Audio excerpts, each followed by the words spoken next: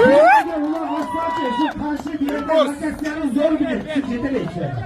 Çıkar kamazı. Kamazı çıkar. Karşı. Ne geçsin ben sana şimdi gömleği.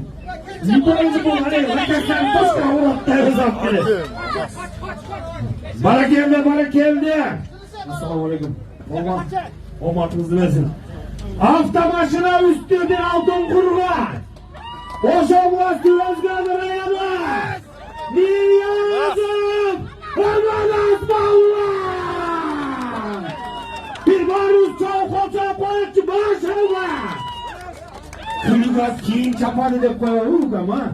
Sen kegenden beri görmüyoruz ben. O matın versin. Hatta sağ tuttum hatta. Aslında dünyana. Boşum canlama dolma hastalamı karayama. Asıl bayak evizdir. Ya medalika. Ey burs Ya cıvırırık çınarı. Next hafta maşina. Üstü altın kur. Manas diyazı.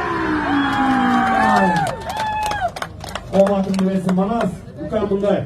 Buna cigit Miki degen cigitiyiz. Bu başlamanın bir ayda oldu. Karmaca. Ya açanlar çırgılaç açanlar. Niyetim bana Miki. Ya açanlar gittiler ki var ya. Vakit geldi inşallah Manas bu vasınalar ha. Assalamu alaikum. Bakalım şu Umar'ın Ali'nin ömrünü uzun olsun. Telegayin temiz olsun. Olimpiyada şampiyonu olsun ha.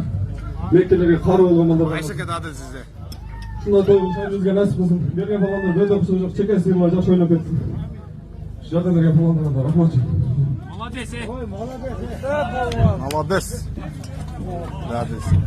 Tokta Manas. Bir yakta adliyenin stoklar var.